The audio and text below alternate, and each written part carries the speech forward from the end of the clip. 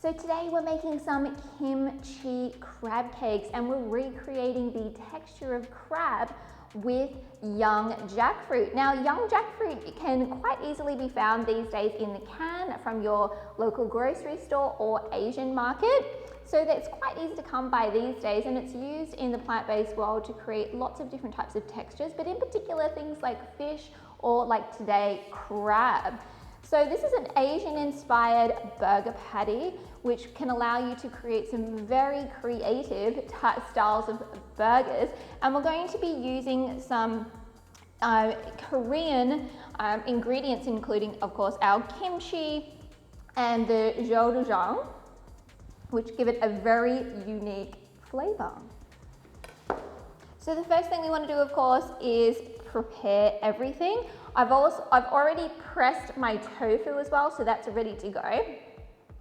Now I'm going to prepare our jackfruit, which is kind of our star of the show for this patty. So as I mentioned, you can just buy the jackfruit in cans like this, and this is the young jackfruit. It's not mature, so it has like very, very little flavor. It's very bland, and it's all about what flavors you put in it. So I'm just going to strain it here. I'm just passing it through a nut milk bag, or you can even just use like a lint-free cloth.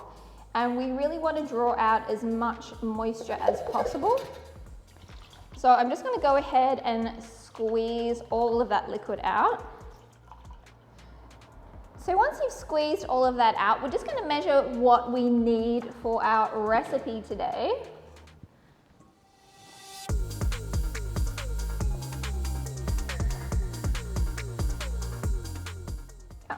So it should be exactly one of these large cans, which is the 540 gram can. So if you can get this size, once you squeeze it, you should have enough for one recipe.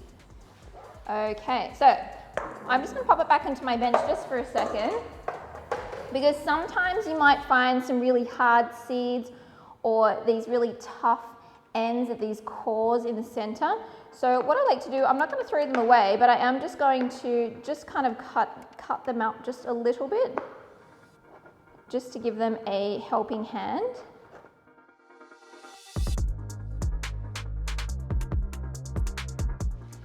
Now I'm going to pop it into a food processor. I like to use these little mini ones because I find it's just nice and easy to clean up.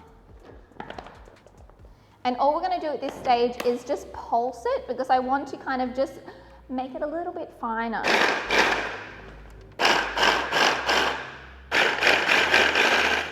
So I think it needs slightly a little bit more. You can kind of see.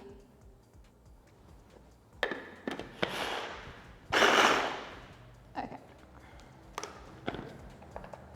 Yeah, I'm happy with that. I think that's looking very crab-like. So I'm going to pop that back into my bowl.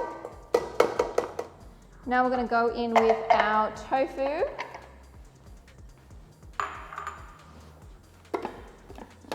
And I do like to do them separately just so I can see the texture. And the tofu, we just want it nice and fine.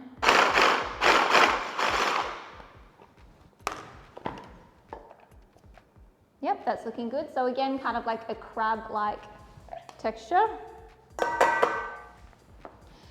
Go ahead and use our kimchi. Now, kimchi is a Korean fermented vegetable. So typically it'll use things like radish or cabbage, and it's a little bit spicy, it's a little bit sour, it's got lots of umami, and it's a fantastic addition to any kind of Asian dishes. And I think it gives a really lovely flavor to this crab cake.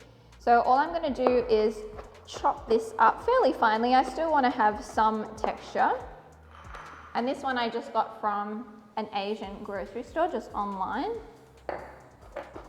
And in Korean culture, the kimchi is eaten almost every meal of the day. It's very, very popular and a big part of their diet. It's what's known as a lacto-fermented vegetable. So it's fermented just with the salt and the vegetable itself to develop all of those flavors. Okay, so once that's chopped up nicely, we can add that as well to our bowl. I have some scallions or green onions. We're going to finely chop these too.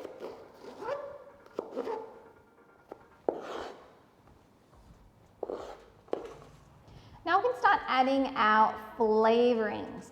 So we have some mirin, and so mirin is a type of sweet vinegar. It's often used to add flavor to rice and other types of Asian dishes.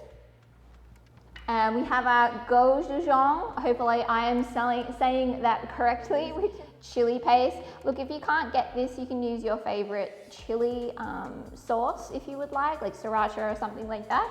But it does have a fantastic flavor. It's a little salty as well. It has garlic in it and very spicy. So it's like a fermented chili paste, and it is very, very delicious. We also are, of course, because this is a crab cake, we are using some different types of seaweeds. So today I am using a combination of, I have some nori and I have some dulse powder, and the secret seaweed that gives crab a crabby taste is actually what crabs eat. And there is a special seaweed which is called codium, and I'll put a picture up on the screen of what it looks like now. So this is the seaweed that crabs love to eat, and that's what gives the crabs its crabby flavor. So if you can find the seaweed codium online, I'd highly recommend to give it a try. It's a game changer, and it will make these vegan crab cakes even crabbier. So I'm going to add that in there. And now we're going to also need some binding agents. So I am using a vegan egg replacement, which is the panis egg today, and I find that it gives a very good texture and it's going to hold everything together. And we also have some rice flour, so keeping it also gluten-free as well. So if you do need to serve this to somebody who is not eating gluten, you can do that too. And we have a little bit of oil. So we're just going to mix everything together, make sure that it's all well combined. I think getting in there with your hands is even better. I just saved this because I thought maybe you would have needed it, but I think it's moist enough. Pop this away. And the gochujang, the chili paste, gives it a nice pink color as well, and the kimchi, so it makes it look very crab-like. All right, so once that's well mixed, we're just going to cover that with some cling wrap, and I like to pop this into the fridge for about 15 to 30 minutes. If you can leave it in there for 30 minutes, it's even better, because it'll just give a chance for that seaweed to really infuse and all of the flavors to infuse. Now, if you do prepare this a day ahead of time, you may want to reduce the seaweed a little bit, because as time goes on, it will become even fishier or crabbier. So just a little heads up for that. So I'm going to pop this into my fridge now before we can start frying these off.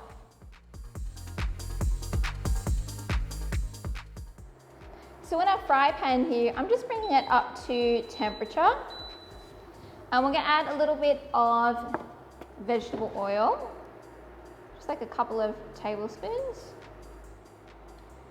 So for our crab burgers, we need 110 to 120 grams of our patty mixture. And I like to just pop them into balls first.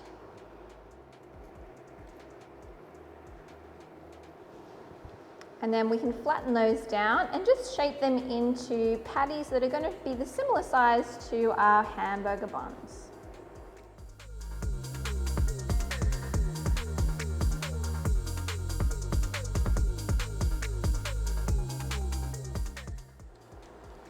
For our smaller size, we're going to measure out about 40 grams.